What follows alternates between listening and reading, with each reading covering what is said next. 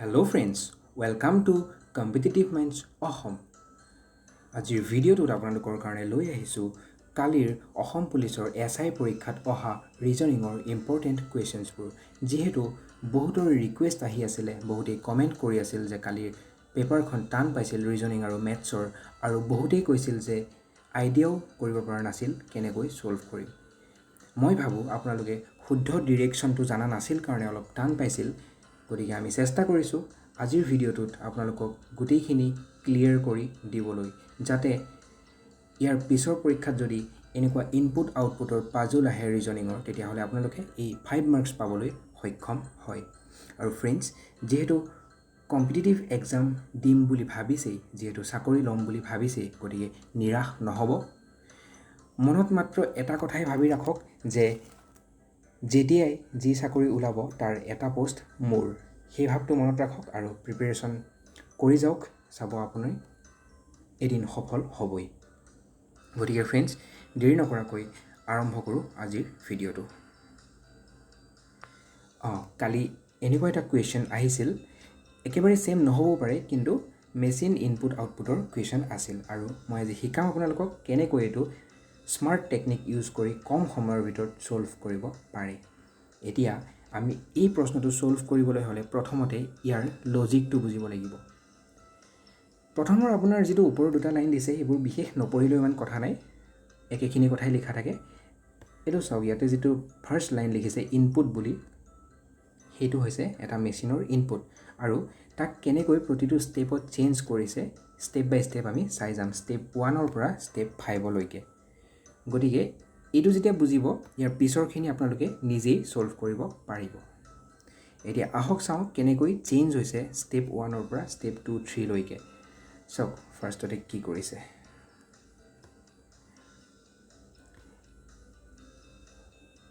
name আছে ইয়াতে এইটো নেমটো ইয়াতে লাষ্টত লিখিছে দেখিছে আৰু বাকীখিনি কিন্তু একেই আছে 72ৰ পৰা এইখিনি ইয়াতে একেই লিখিছে কিন্তু ইয়ালৈকে খালি দুটা বস্তু চেঞ্জ আহিছে প্ৰথম হৈছে নেম তাৰপিছত ইয়াতে 24টো নাই গতিকে এই ফাৰ্ষ্ট চেঞ্জটো কৰিছে ষ্টেপ 1ত সেই দুটাই এতিয়া কি চাই পেলাই নেমটো লৈ গ'ল বেলেগ এটা ৱৰ্ডো নিব পাৰিলেহেঁতেন কিন্তু এটা পেটাৰ্ণ ফ'ল' কৰিছে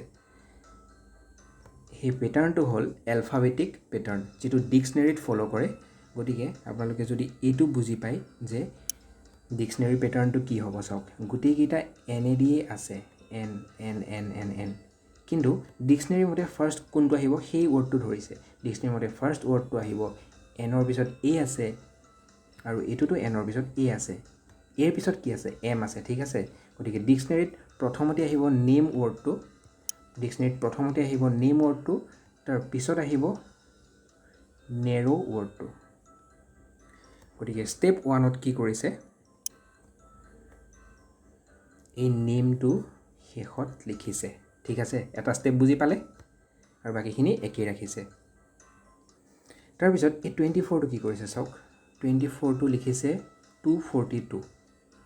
ঠিক আছে এইটো আমি ইয়াত এটা লাইন চালে নুবুজিম ঠিক আছে আমি এটা চাই লওঁ গোটেই ৱৰ্ডকেইটানো কেনেকৈ চেঞ্জ কৰিছে সৰি গোটেই ৱৰ্ডকেইটা নহয় গোটেই নাম্বাৰকেইটা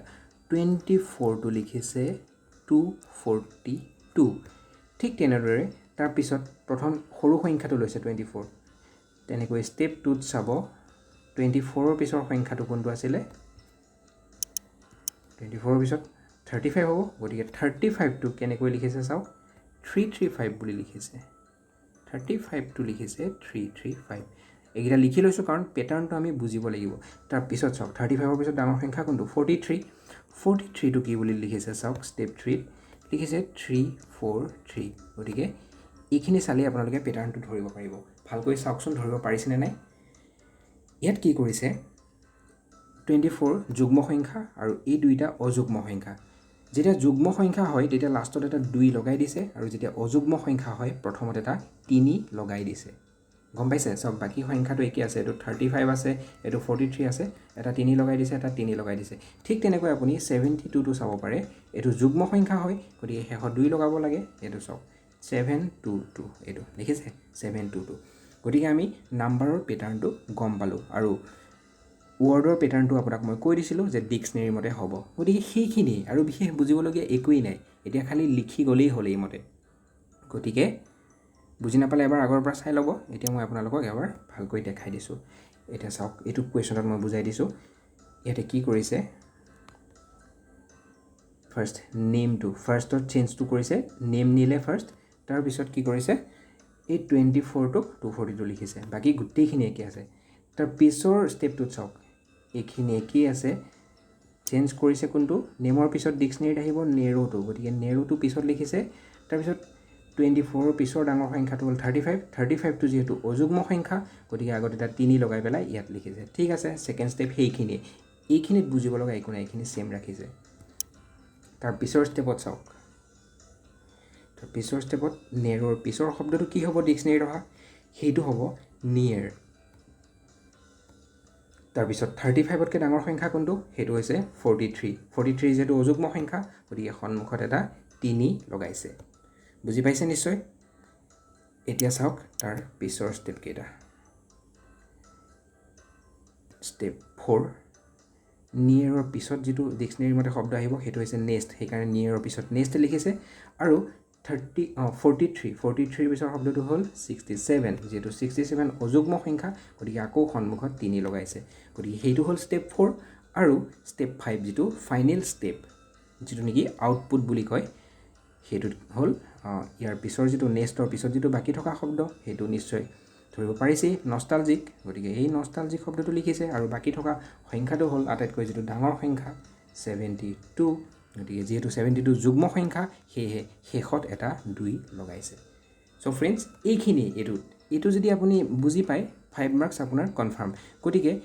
ইয়াৰ পিছত এনেকুৱা এটা লাইন দি দিছে এনেকুৱা সেই লাইনটো আপোনাক নিজেই এইগিটা বস্তু বনাই ল'ব দিছে এই ষ্টেপ 5টা আৰু বনোৱাৰ পিছত আপোনাক 5টা কোৱেশ্চন সুধিছে গতিকে फ्रेंड्स আমি ষ্টেপ 1 বনাওতে এই অদৰকাৰী বস্তুখিনি লিখি না যাও কাৰণ ইয়াত দৰকাৰী বস্তু হ'ল চাওক ষ্টেপ 1 ৰ দৰকাৰী বস্তু হ'ল কেৱল এইখিনি গম পাইছে এই ৰেড মাৰ্ক কৰা বস্তুটো চাই লওক ভালকৈ ষ্টেপ 2 দৰকাৰী বস্তু হ'ল কেৱল এইখিনি ষ্টেপ 3 দৰকাৰী বস্তু হ'ল কেৱল এইখিনি ষ্টেপ 4 ৰ দৰকাৰী বস্তু হ'ল কেৱল এইখিনি বুজি পাইছে গতিকে এই পোৰশন সন্মুখৰ পোৰশনবিলাক আমি নিলিখো লিখি পেলাই আমি টাইম ওয়েষ্ট নকৰো গতিকে এতিয়া আমি যেটো কোৱেশ্চন দিছিল সেই কোৱেশ্চনটো লৈ যাও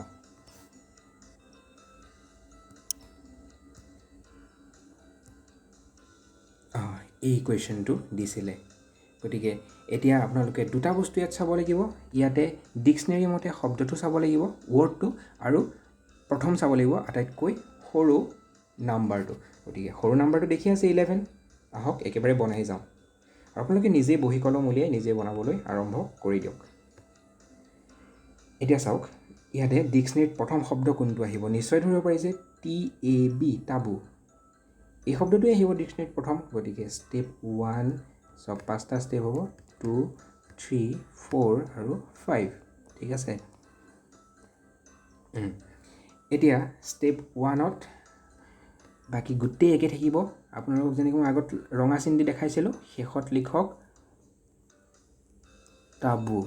ঠিক আছে হল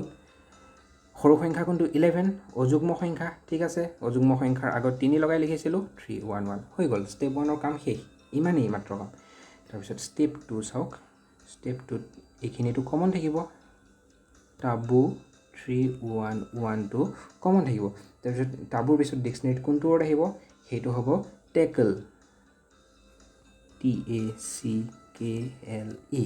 টেকল তাৰপিছত 11 ৰ পিছৰ ডাঙৰ সংখ্যা কোনটো সেইটো হ'ল 48 এই নাম্বাৰটো গতিকে 48 যেটো যুগ্ম সংখ্যা সেইকাৰণে পিছত আমি 2 এটা লগাব লাগিব 2 নাম্বাৰটো গতিকে 482 হৈ গ'ল ষ্টেপ 2 এইখিনি তাৰপিছত ষ্টেপ 3 এইখিনি বস্তুটো কমনই থাকিব ষ্টেপ 3 ত গতিকে ষ্টেপ 3 টো চাওক টাবুটো মই এনেকৈ শৰ্টকৈ লিখিছোঁ আপোনালোকে বুজি ল'ব 311 টেকলটো এনেকৈ শৰ্টকৈ লিখিছোঁ 482 তাৰপিছত কি আহিব কক টেকলৰ পিছত যেটো শব্দ আহিব সেইটো হ'ব টিম তাৰপিছত 48 ৰ পিছৰ ডাঙৰ সংখ্যাটো কোনটো হ'ব সেইটো হ'ব 55 যেহেতু অযুগ্ম সংখ্যা 55ৰ আগত 3 এটা লগাই দিয়ক 355 হৈ গ'ল ষ্টেপ 3 কমপ্লিট তাৰপিছত আমি চাম ষ্টেপ 4 ঠিক তেনেদৰে এইখিনি পাৰ্ট কমন থাকিব আমি চুবলগীয়া নাই হাতেৰে গতিকে মই অলপ শৰ্টকৈ লিখিছোঁ যেহেতু ঠাই নহ'ব টেব 311 টেক 482 টিম 355 এতিয়া আপোনালোকে কওক নিজেই যে টিমৰ পিছত ডিক্সনাৰীত কোনটো শব্দ আহিব সেইটো হ'ল টেষ্ট এই টেষ্ট শব্দটো আহিব গম পাইছে গতিকে ইয়াতে লিখক টেষ্ট ঠিক আছে আৰু পিছৰ ডাঙৰ সংখ্যা কোনটো হ'ব সেইটো হ'ব 69 যেহেতু অযুগ্ম সংখ্যা সন্মুখত 3 লগাই দিয়ক 369 ষ্টেপ 4 কমপ্লিট এতিয়া আমাৰ লাষ্ট ষ্টেপটো লিখিম গতিকে লাষ্ট ষ্টেপত এইখিনি বস্তু কমন আহিব গতিকে একেবাৰে শৰ্টকৈ মই লিখি গৈছোঁ টেব 311 আপোনালোকে বহিত ভালকৈ লিখি ল'ব তেতিয়া বুজাত খেলিমেলি নহয় টেক অকল টিকে বুলি লিখিছোঁ 482 অকল টি বুলি লিখিছোঁ 355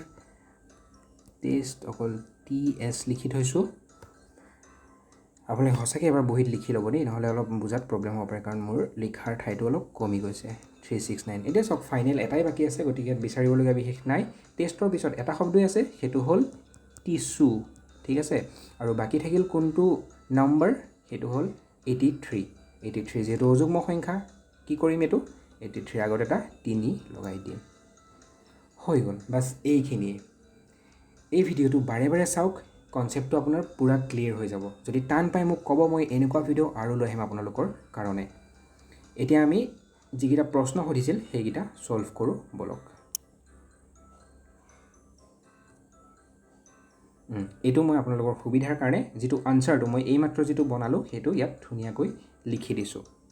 গতিকে চাওক কেনেকুৱা প্ৰশ্ন সুধিছিল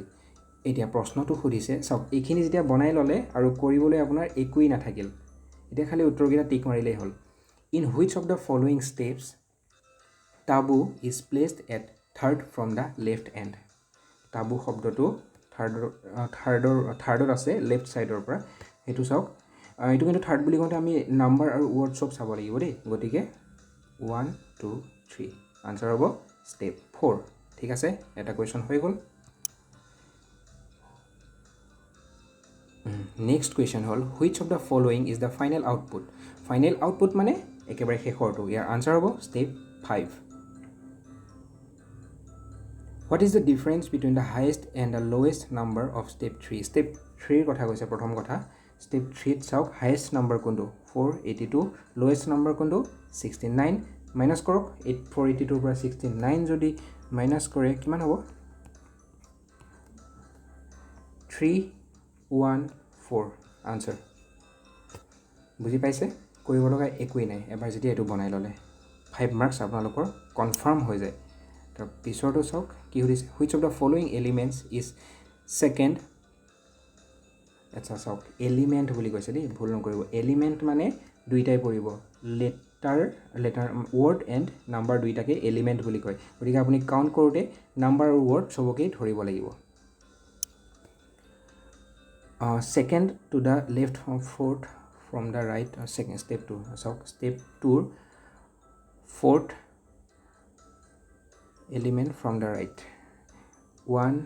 2 3 4 সেই এলিমেণ্টটোৰ ছেকেণ্ড টু দ্য লেফ্ট বুলি কৈছে গতিকে এইটোৰ বাওঁ ছাইড এইটো এইফালে আহিব ছেকেণ্ড হ'ব 69 গতিকে আনসাৰ হ'ব 69 বুজি পাইছে নিশ্চয় এইখিনিতো নিশ্চয় পাৰিব আপোনালোকে মই খালি এবাৰ দেখুৱাই দিছোঁ in which of the following steps এই বস্তুটো কোনটো ষ্টেপত একেলগে দেখিছে বুলি সুধিছে এই ছেম এনেকৈ থাকিব লাগিব এইটো চাওক বিচাৰিলে হ'ল এইটো চাওক 83 টিচু টাবু গতিকে step 4 is the correct answer so' friends যিহেতু এইবাৰ ধুনীয়াকৈ দেখাই দিছোঁ এতিয়াৰ পৰা এই ইনপুট আউটপুটৰ কুৱেশ্যন আপোনালোকে টান নাপায় আৰু 5 মাৰ্কছ পাবই লাগিব পিছৰ অসম পুলিচৰ বা যিকোনো পৰীক্ষাত এতিয়া আমি আৰু এটা কুৱেশ্যন চাই থওঁ মই আপোনালোকক যিহেতু ABCDৰ কুৱেশ্যন বহুত কৰাইছিলোঁ আৰু কৈছিলোঁ যে ABCDৰ কুৱেশ্যন ডাইৰেক্ট কমন নপৰিব পাৰে কিন্তু একে টাইপৰে আহে গতিকে আপুনি চাওক এইটো কি কৰিছে ইয়াতে পজিশ্যনকেইটা চাওক খালি 1 2 3 4 চবৰে মাজত ইনটু চিন দি দিয়ক 1 into 2 into 3 into 4 24 পাব চাওক ঠিক তেনেকৈ ডিৰ পজিশ্যন 4 আৰু ইৰ পজিশ্যন 5 গতিকে আনসাৰ হ'ব 20 মই আপোনালোকক বাৰে বাৰে কৈছোঁ পৰীক্ষা হলত গৈ পৰীক্ষা আৰম্ভ নহওঁতেই আপোনালোকে সদায় ABCD খন লিখি ল'ব সম্পূৰ্ণকৈ তেতিয়া আপোনালোকে যিকোনো ABCDৰ কুৱেশ্যন আহিলে কম সময়ৰ ভিতৰত আনসাৰটো উলিয়াব পাৰিব যদি আগতীয়াকৈ লিখি থয় আৰু মই বাৰে বাৰে কৈছিলোঁ ইজটি টেকনিকটো আপোনালোকক মনত ৰাখিবলৈ ইজটি মানে এইটো 5 প্লেছত আছে এইটো 10 15 এইটো টিটো 20 আৰু এইটো 25 এইটো জানিলে আপোনাৰ হিচাপ কৰি থাকিব নালাগে এতিয়া আপুনি ইৰ প্লেচটো যদি গম পায় 5 বুলি EF G জিৰ প্লেচটো ইয়াতে 5টো যদি লিখি থৈ দিয়ে ইয়াৰ লগত 6 7 এনেকৈ ক্যালকুলেট কৰিব পাৰে মানে ফাৰ্ষ্টৰ পৰা ক্যালকুলেট কৰা দৰকাৰ নহয় এটো আপোনাৰ মাজৰখিনিত বেছি হেল্প হয় G H I J এইবোৰ পজিশন উলিয়াওঁতে আপোনালোকৰ হেল্প হয় যেহেতু জেৰ পজিশনটো আপোনালোকৰ মুখস্থ হৈ গ'ল 10 বুলি গতিকে এই জেৰ পজিশন লাগিলে 10 আপোনালোকে ডাইৰেক্ট পঢ়াব পাৰে গতিকে এই টেকনিকবিলাক ইউজ কৰক আৰু নিৰাশ নহব চাকৰি লবই লাগিব গতিকে পঢ়ি থাকক আমি এনেকুৱা ভিডিও আপোনালোকৰ কাৰণে আনি থাকিম সদায় গতিকে আজিলৈ এইখিনি শেষলৈকে ভিডিওটো চোৱাৰ বাবে thank you competitive minds Assam signing of